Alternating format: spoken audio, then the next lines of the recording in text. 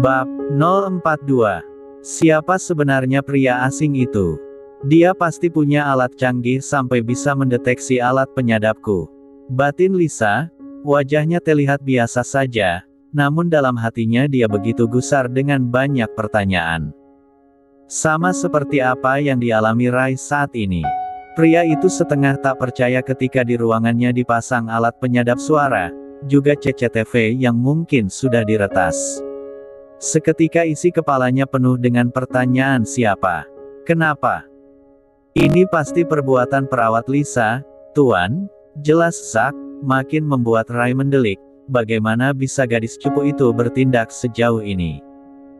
Dan belum sempat Rai bertanya lebih, Zack sudah lebih dulu menjelaskan semua hasil temuan dia. Tentang Lisa yang ternyata adalah Resa anak satu-satunya keluarga Dude, Alam Syah Dude dan Melia Walker. Gadis kecil sang tuan yang selama ini mereka cari dengan susah payah.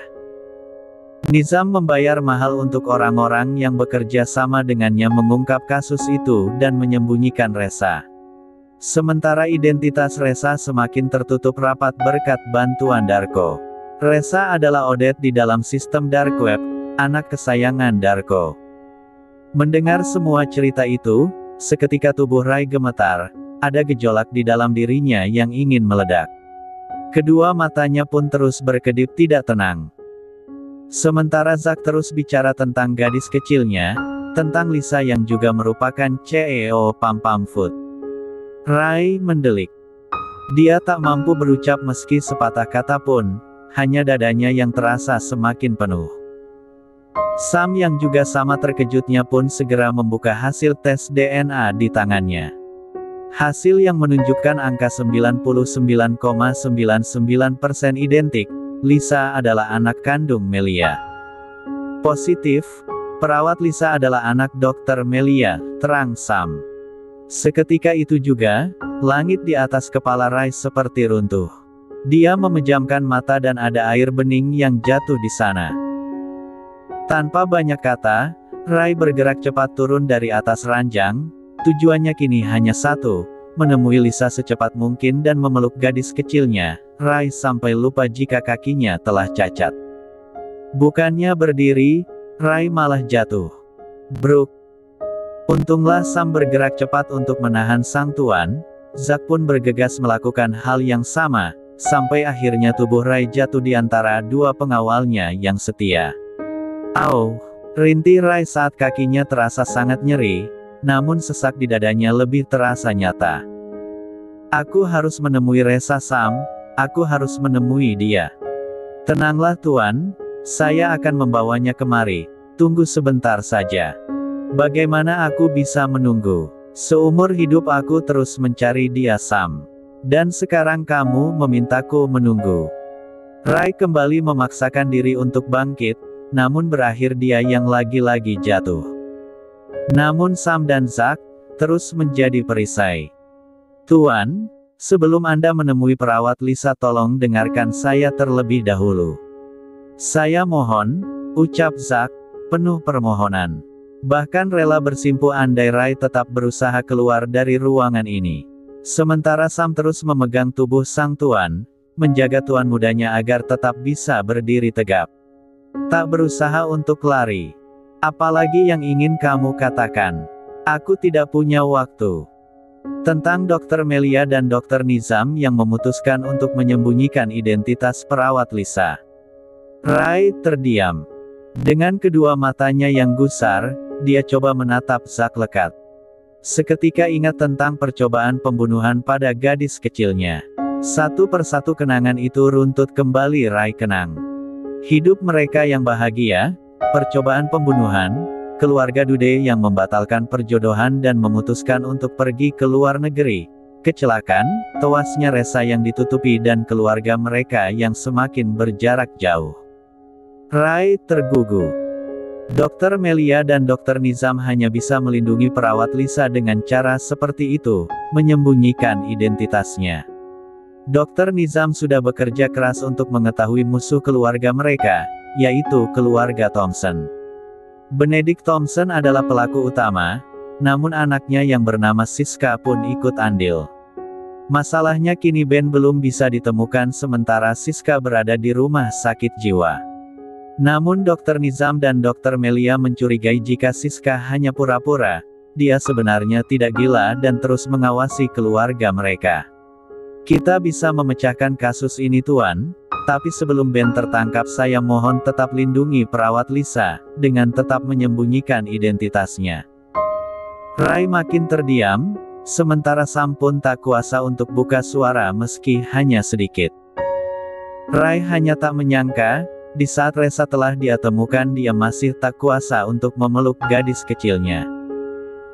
Sebelum mengutarakan semuanya kepada perawat Lisa tentang kebenaran ini, ada baiknya Anda temui Dr. Nizam. Hanya Dr. Nizam, karena Dr. Melia memiliki trauma di masa lalu tentang seluruh keluarganya yang tewas. Dia tidak ingin kini anak semata wayangnya dalam bahaya. Maafkan saya Tuan, maafkan saya harus mengatakan tentang hal ini, tapi saya mohon, bertahanlah sebentar lagi. Tubuh Rai melemah, dia nyaris jatuh andai Sam tidak menahannya. Dadanya sesak sekali, sampai untuk bernafas pun rasanya sangat sulit. Panggil Resa kemari, bawa Resa kemari, lirih Rai. Baik Tuan. Sam menyanggupinya tanpa babi bu. Sam dan Zack membawa Rai untuk kembali berbaring di atas ranjang. Setelahnya Zack pun menyerahkan sebuah flash disk kepada Sam berisi tentang data diri Lisa, lengkap, tak beda jauh dengan semua yang telah dia laporkan. Bahkan Zack pun menyerahkan beberapa file tentang penyelidikan yang selama ini Dr. Nizam lakukan. Data itu dia cari sendiri tanpa menunggu perintah Rai lebih dulu. Merasa ini semua ada sangkut pautnya, karena itulah dia bergerak sendiri hingga membutuhkan waktu yang lebih lama untuk kembali melapor. Satu yang terlewat oleh Zack untuk dilaporkan secara langsung seperti ini, tentang hipnoterapi yang pernah dijalani oleh Lisa. Tentang Rai dan seluruh keluarga Carter yang dilupakan. Terlalu banyak rahasia, sementara Rai seperti tak sanggup untuk mendengar semuanya. Saat itu Sam dan Zack keluar bersamaan, Zack akan kembali ke markas sementara Sam memanggil Lisa. Gadis berkacamata itu Sam lihat berada di ruang administrasi, membantu para pasien yang kebingungan dalam melakukan pendaftaran. Karena tidak punya pekerjaan lagi, jadi Lisa membantu di sini. Perawat Lisa, panggil Sam dengan suaranya yang bergetar namun coba dia samarkan. Nyaris saja dia memanggil Nona Resa. Dan Dek. Melihat Sam yang menemui dia, seketika jantung Lisa berdegup. Cukup merasa cemas andai Sam tahu bahwa dialah yang telah memasang alat penyadap di kamar sang tuan muda, pasalnya hanya dia yang bebas keluar masuk ke ruangan itu. Iya, Tuan Sam. Tuan Rai meminta Anda untuk datang. Baik. Dengan degup jantung yang tidak tenang, Lisa mengikuti langkah Sam menuju ruang VIP 001. Ruangan di mana Rai Carter berada. Silahkan masuk perawat Lisa, Tuan Rai hanya ingin bertemu dengan Anda berdua, tidak dengan saya, ucap Sam, tepat ketika mereka berhenti di depan pintu ruangan itu. Lisa mendelik, malah jadi semakin takut untuk masuk ke dalam sana. Seperti sedang menghadapi penebusan dosa. Gelek, Lisa menelan ludahnya dengan kasar, sampai bisa terlihat gerak di lehernya. Sam lantas membuka pintu dan membuat Lisa tak bisa mundur lagi. Dengan langkah perlahan dia masuk ke dalam sana. Dek, Lisa tergugu ketika sepasang mata Rai menyambutnya dengan begitu sayu. Tak biasanya dia melihat tatapan seperti itu dari sang tuan muda. Saat itu juga pintu pun kembali tertutup dan menyisakan mereka berdua di ruangan ini. Jangan gugup Sa. Dia tidak akan sepandai itu untuk menyadari jika alat penyadap itu adalah ulahmu. Ya, aku hanya seorang gadis cupu. Aku tidak akan bisa bertindak sejauh itu. Batin Lisa, mencoba menenangkan dirinya sendiri agar tidak terlalu larut dalam ketakutan. Lisa mendekat, dan tiap gerak yang dia lakukan selalu tak lepas dari tatapan Rai yang sendu. Selamat sore Tuan. Tuan Sam mengatakan jika Anda ingin bertemu dengan saya, apakah ada yang bisa saya bantu? Tanya Lisa. Namun Rai masih tergugu, masih menatap lekat wajah gadis kecilnya. Rambutnya, kedua matanya, hidung, bibir, pipi hingga wajah keseluruhan. Suaranya, tubuhnya, gerak matanya, sudut bibir gadis ini. Rai tatap lekat seperti sedang merekam di dalam memori. Dadanya terasa akan meledak andai sedikit saja dia kehilangan kendali. Resa. Bukan maunya Rai, namun air mata itu kembali keluar dengan sendirinya. Dadanya teramat sesak untuk tetap menyimpan kebenaran ini. Rai menangis dengan mulut yang terkunci rapat. "Tuan, kenapa Anda menangis? Apa ada yang terasa sakit?" tanya Lisa dengan kedua mata yang melebar, bukan hanya terkejut, namun dia pun merasa tangis Rai begitu pilu, membuat hatinya berdesir. "Katakan, apa yang Anda rasakan saat ini? Berbaringlah, saya akan memeriksa kaki Anda." Lisa mendekat, menyentuh tubuh Rai. "Tuan, saya mohon jangan menangis seperti ini. Tuan, berbaringlah. Tuan." Lisa terus bicara dengan bingung, sementara Rai hanya diam, hanya bisa meneteskan air matanya. Sampai akhirnya kedua tangannya bergerak dengan gemetar untuk menarik Resa ke dalam dekapannya. "Hah!" Nafas Rai terbuang kasar, dia peluk erat tubuh Resa tanpa jarak. Sangat erat sampai Lisa sesak. Namun tangis tertahan yang masih mampu dia dengar buat Lisa tak bisa berkutik. "Tuan, kenapa Anda menangis? Peluk aku mohon Sa," balas Rai akhirnya. Dan perlahan, Lisa pun membalas pelukan itu. Mengelus puncak kepala Rai, ingin pria ini tenang. Dalam pelukan itu hanya Rai yang menangis, hanya Rai yang merasa sesak. Sementara Lisa, dia tidak tahu apa-apa. Hanya bergerak sesuai naluri untuk menenangkan pria ini. "Aku tidak akan pernah membiarkan kamu pergi lagi Sa, tidak akan pernah. Mulai sekarang, tiap langkah yang akan kamu ambil, aku akan selalu mengawasimu." "Oh ya Tuhan, jantungku ingin pecah, tapi aku mohon jangan ambil nyawaku. Jangan berani-beraninya memisahkan aku lagi dengan Resa. Resa, Resa." Rasanya ingin sekali berteriak memanggil nama itu. Namun tak kuasa untuk melakukannya. Yang bisa Rai lakukan hanya satu. Memeluk Resa semakin erat, sampai dia merasa jika ini semua nyata. "Tuan, apa ada anggota keluarga Anda yang meninggal?" tanya Lisa setelah cukup lama mereka saling memeluk erat. Hanya alasan itulah yang dirasa masuk akal oleh Lisa, hingga membuat sang tuan muda jadi menangis seperti ini. Jika benar, dia akan ikut turut bersedih. Namun mendengar pertanyaan itu, Rai malah tersenyum kecil. Tapi masih belum mau melepaskan Resa dalam dekapannya, kepalanya bersandar di dada Resa yang masih berdiri di tepi ranjang. Terasa sangat nyaman dan membuatnya tak ingin pisah. Bukan, tapi ada seseorang yang telah hidup kembali. "Jangan bercanda Tuan, aku serius, kenapa Tuan sampai menangis seperti ini? Aku tidak akan menangis andai kamu terus mendekapku seperti ini. Tuan, saya serius. Sebenarnya ada apa?" "Tidak ada apa-apa, aku hanya rindu, aku sangat mencintai kamu." "Tuan," geram Lisa, merasa omongan di antara mereka berdua tidak ada nyambungnya. Dia bicara apa dan Rai bicara apa? Tidak satu frekuensi.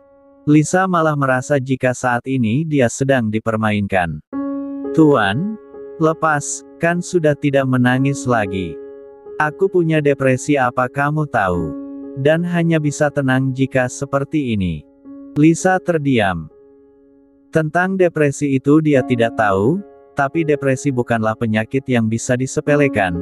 Andai tidak ditangani dengan serius maka si penderita bisa melakukan apapun, menyakiti diri sendiri atau menyakiti orang lain. "Hari ini saja, malam ini saja, temani aku," ucap Rai lirih. Di antara keseriusan yang dia utarakan, Lisa selalu menganggapnya hanya mainan. "Anda tidak ingin menghubungi Nona Tamara?" "Tidak." "Perawat Rafaela?" "Tidak." Dia hanya ahli mengobati tubuhku, bukan hatiku. Mengobati tubuh. Bukankah selama aku koma dia yang banyak andil merawatku? Kata siapa? Rafaela sendiri. Dia bohong, hanya tim 5 yang boleh masuk ke ruangan ini selama Anda koma. Benarkah?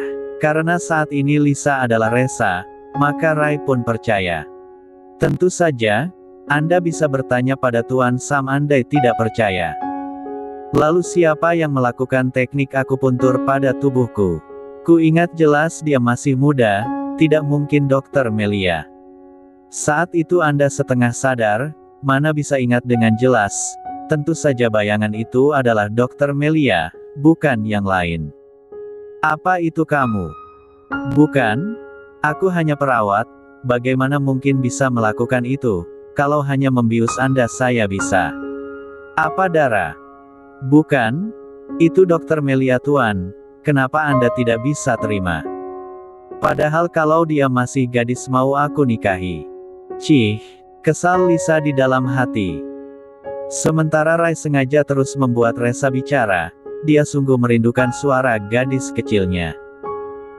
Sampai entah berapa lama mereka terus berada di posisi seperti itu, sampai membuat Lisa merasa capek sendiri, karena dia terus berdiri dan memeluk Rai. Tuan, saya lelah, boleh lepaskan pelukan ini dan izinkan saya duduk. Tidak, aku akan melepasmu tapi naiklah ke atas ranjang dan peluk aku lagi. Mana boleh seperti itu? Kenapa tidak boleh? Tugasmu kan merawatku, dan perawatan seperti itu yang aku mau. Itu namanya eksploitasi perawat.